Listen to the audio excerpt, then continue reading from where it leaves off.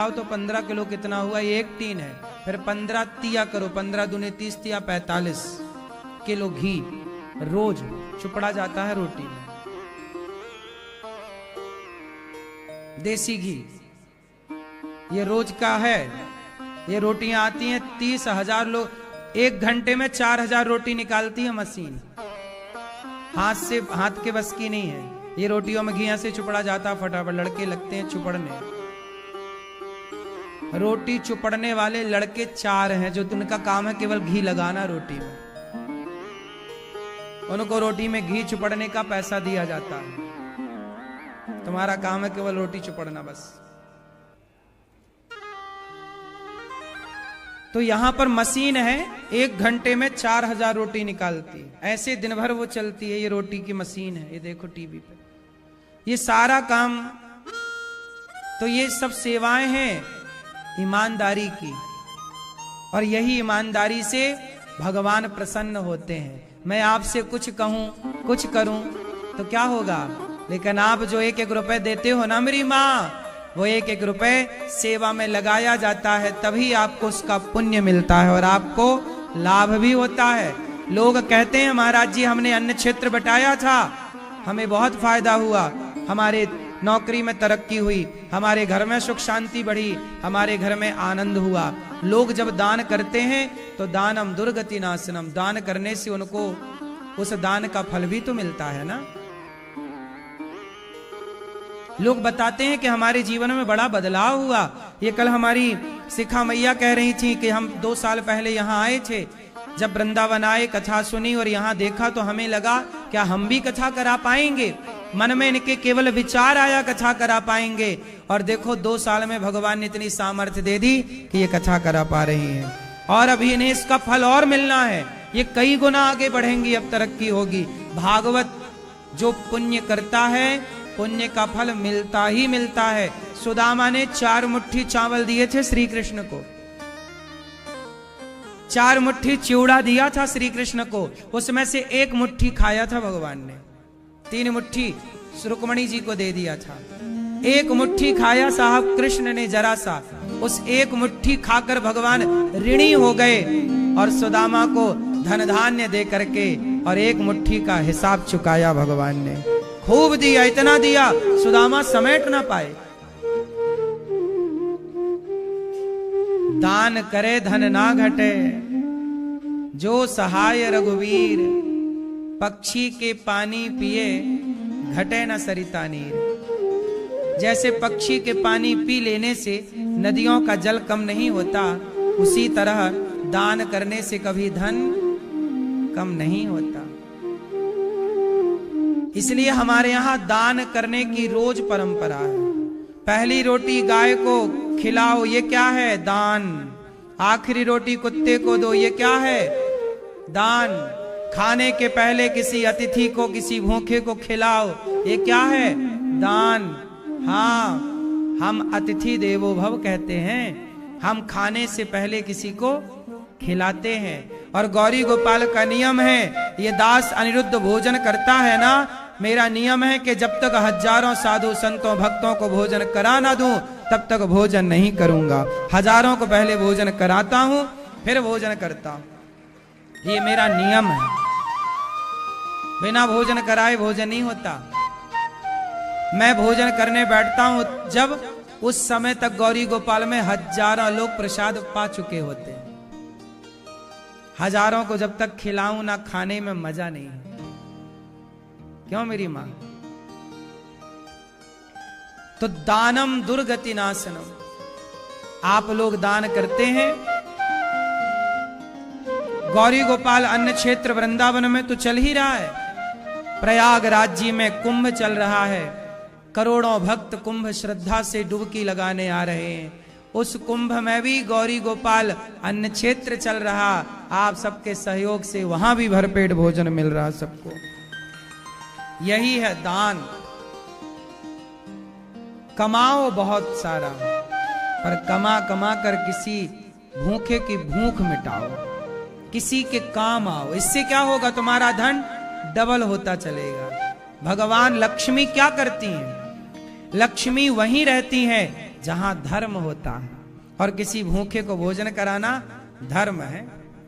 तो आप कहते हैं धर्म अर्थ काम मोक्ष, तो किसी भूखे को भोजन कराओ, वृद्ध माओ को सहारा गौरी गोपाल में मिला, ये धर्म है या नहीं?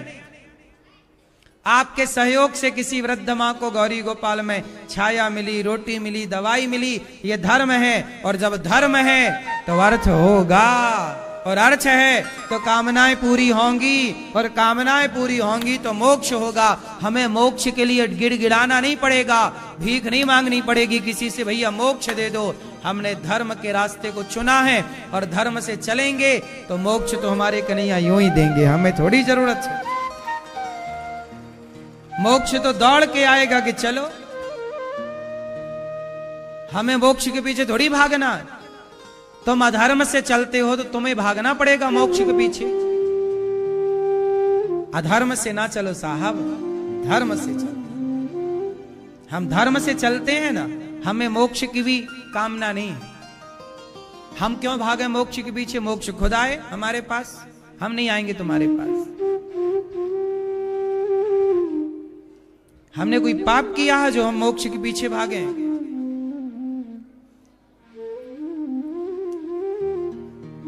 धर्म करोगे कल्याण जरूर होगा। धर्मो रक्षति रक्षिता, जो धर्म की रक्षा करता है तो धर्म भी उसकी रक्षा करता है। आप धर्म से चलो तो सही। आजकल लोगों ने रास्ता बदल दिया, धर्म छोड़ दिया, अधर्म। अधर्म नहीं टिकेगा, नहीं ना, ये सफल नहीं होगा। ये अधर्म कभी सुकून नहीं दे सकता, शांति नहीं दे सकता। ये अधर्म कभी आने वाली पीढ़ी को फल नहीं सकता। आने वाली पीढ़ी को क्या फलता है? धर्म।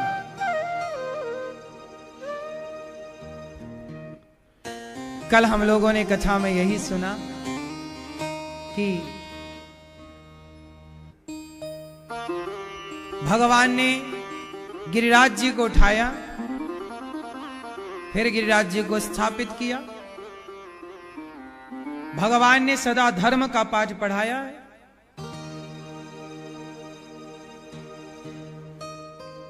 गिरिराज जी को स्थापित किया। गिरिराज जी मतलब गोवर्धन।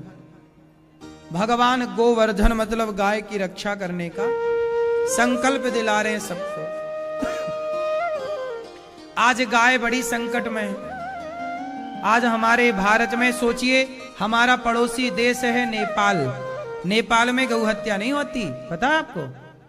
नेपाल में गाय को राष्ट्र पशु का दर्जा मिला हुआ है।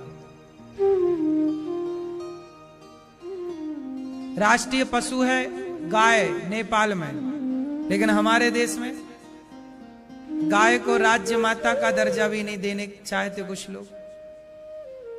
बताओ, गाय की हत्या, आप कितने लोग गाय को माता मानते हो? मानते हो?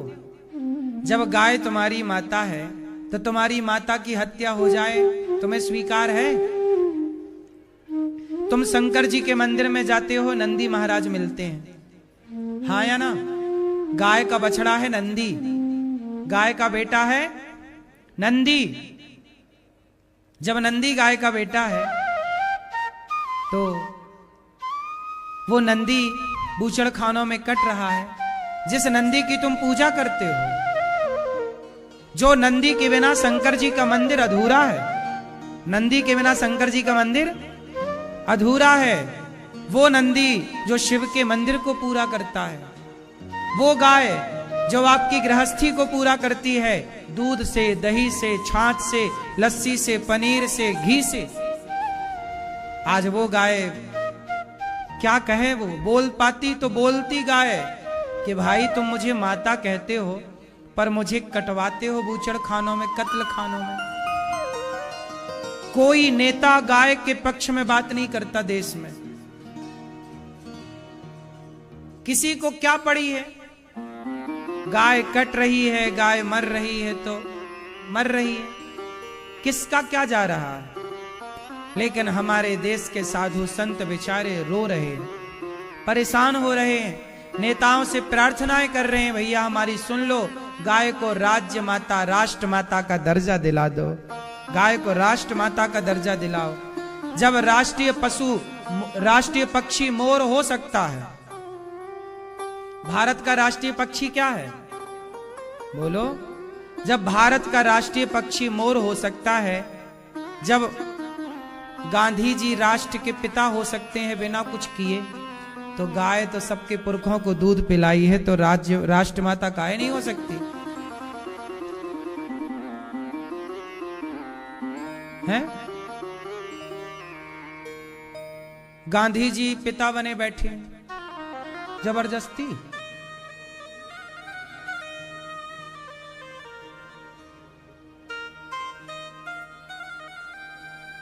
जब गांधी जी को राष्ट्र का पिता बनाया जा सकता है, तो गाय को राष्ट्र की माता नहीं बनाया जा सकता?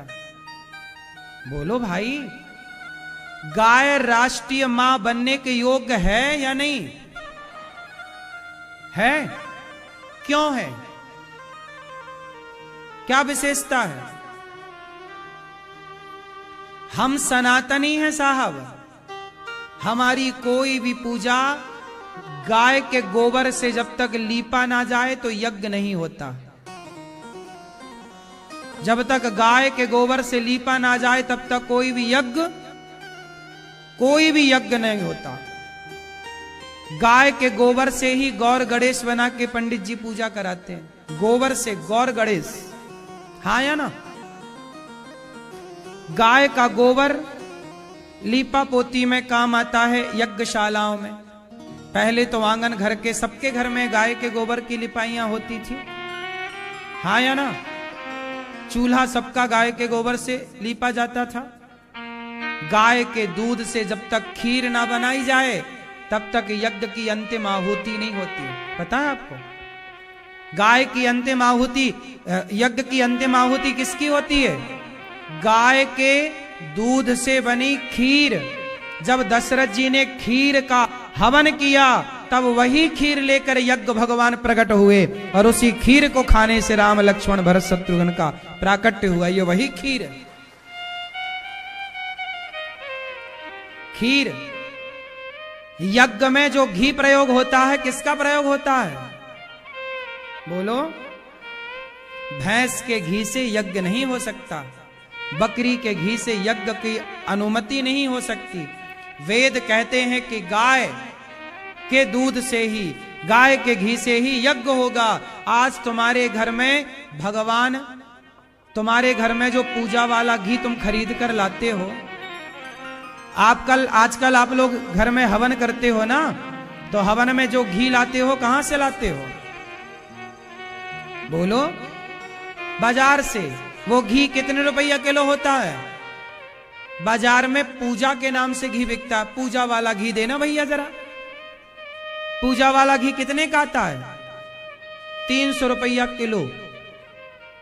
अब पूजा वाला घी 300 रुपया किलो है और खाने वाला घी 800 रुपया किलो है, तो पूजा वाले घी में घी कितना होगा?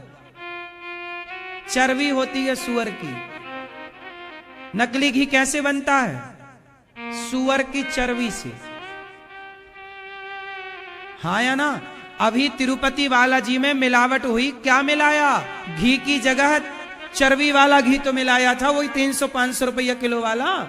300-400 रुपया किलो। 400 रुपया किलो में देसी घी कैसे मिल जाएगा भाई साहब? कैसे मिलेगा? 1 किलो घी बनाने में कम से कम 10 से 12 किलो दूध चाहिए। अब दूध ही 50 रुपए के हिसाब से देखो तो 500 रुपये का तो दूध हो गया 10 किलो। 600 का दूध हो गया यदि 12 लीटर यदि दूध लगा 1 लीटर घी के लिए, तो 600 रुपए का तो केवल घी दूध है, तो 300 रुपए लीटर घी कैसे आ सकता है? यदि आ रहा है तो वो सुअर की चर्बी है। और आप बाजार के घी से स्वाहा स्वाहा स्वाहा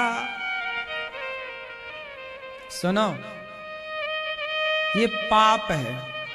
कभी भी घर में हवन करो तो हवन के पहले 10 दिन पहले से घी की व्यवस्था में लगो।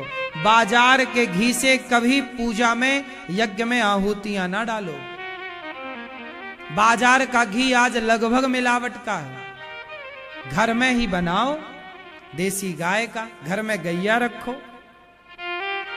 शुद्ध गाय का दूध रखो, गाय के दूध का प्रयोग करो। अब तुमसे गाय कहां रखी जाए, कहां दूध निकाला जाए, तो खाओ फिर सुअर की चर्बी। करो अपने धर्म को भ्रष्ट, सुअर की चर्बी का हवन करो। अब तुम्हारा आलस्य ही तो तुम्हें यहां तक पहुंचा दिया। हिंदुओं का पतन काहे हो गया? क्योंकि हिंदू अपने कर्म से गिर गया। हिंदू का कर्म क्या है? गाय को माता मानना, घर में गाय रखना। अब हिंदू कर्म से इतना च्युत हो गया, मीन्स गिर गया, कि गाय नहीं रखता, कुत्ता रखता है। अब गैया रखोगे नहीं तो घी कहां से आएगा? फिर तुम रहो बाजार के भरोसे। और बाजार में फिर जब तिरुपति बालाजी के लड्डुओं में मिलावट दुनिया ने कर दी, तो तुम्हारे घर में जो घी आ रहा है वो कौन सा शुद्ध आ रहा है? तुम्हारा धर्म ही भ्रष्ट हो रहा है। अब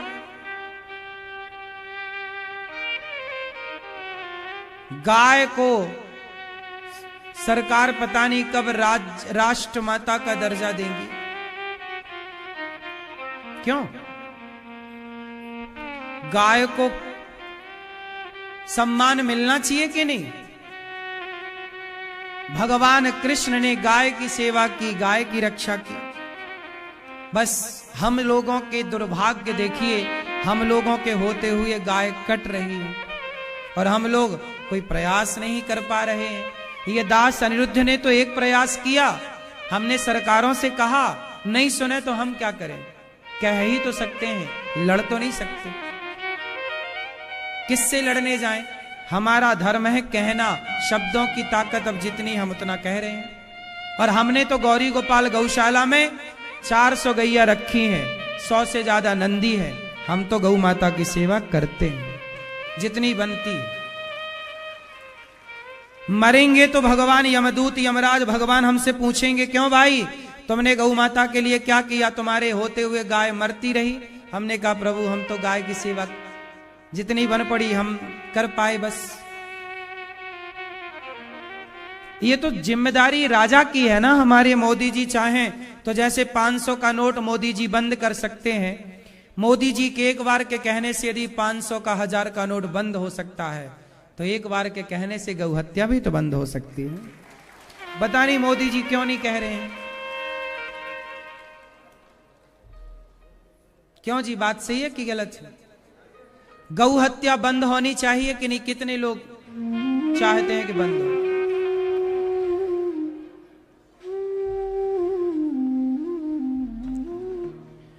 इसलिए गाय के लिए थोड़ा सा प्रयास आप लोग किया करो।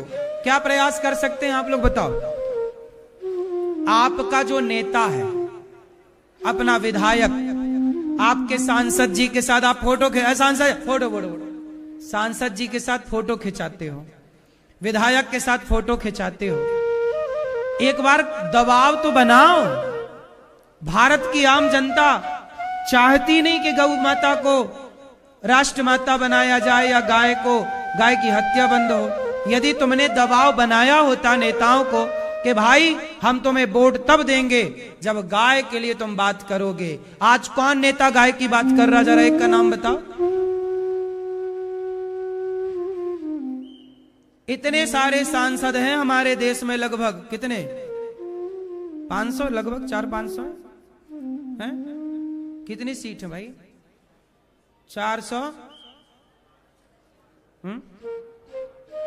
545 लगभग। जो भी हो, हम राजनीति का ज्ञान रखते नहीं है।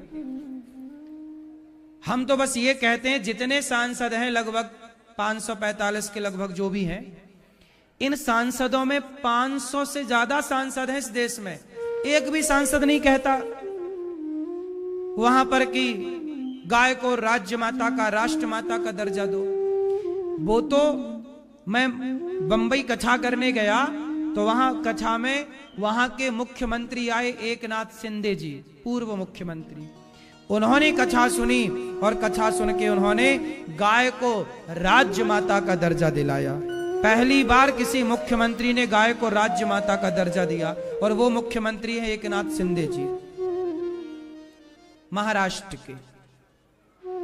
आज तक के सारे मुख्यमंत्रियों में सबसे बढ़िया काम एकनाथ शिंदे जी ने किया, गाय को राज्य माता का दर्जा दिलाया।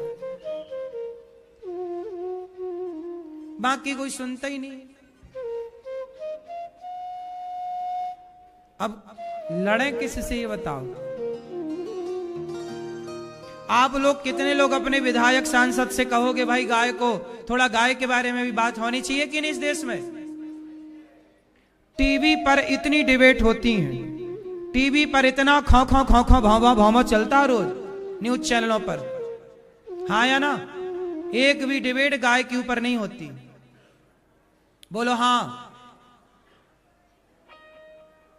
मतलब नेता चाहते ही नहीं कि गाय की हत्या बंद हो।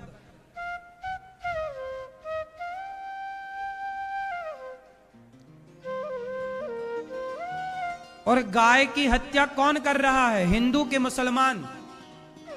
बोलो बोलो बोलो। नहीं, गाय की हत्या मुसलमान कैसे कर लेगा? सरकार तो हिंदुओं की है ना। बूचड़ खानों के लाइसेंस कौन दे रहा है? मुसलमान लाइसेंस बांट रहा है कि हिंदू बांट रहे हैं? बताओ। गृह मंत्री या जिसके अधिकार में लाइसेंस देने का परमिशन होगा वो नेता तो हिंदू है ना, जो लाइसेंस बांट रहा है। हर साल रिन्यू करते होंगे तो रद्द क्यों नहीं करते? साइन किसके हैं उस लाइसेंस में? हिंदुओं के कि मुसलमानों के? बोलो। आज सारे बूचड़ खानों के लाइसेंस देखे जाएं तो सारे सिग्नेचर हिंदुओं के होंगे, हाँ या ना? सही है कि गलत है? क्योंकि सत्ता पर मुसलमान तो नहीं है ना भाई, सत्ता पर तो हिंदू है। और जब हिंदू है तो फिर हत्यारा मुसलमान कैसे हुआ? बताओ। जो बूचड़ खाने में लाइसेंस में साइन कर रहा है, हत्यारा तो वो हुआ ना, और वो सत्ता पक्ष से है, वो एक हिंदू है। अरे हाँ या ना? कहीं ऐसा तो नहीं कि तुम्हारा वाला नेता साइन कर रहा हो?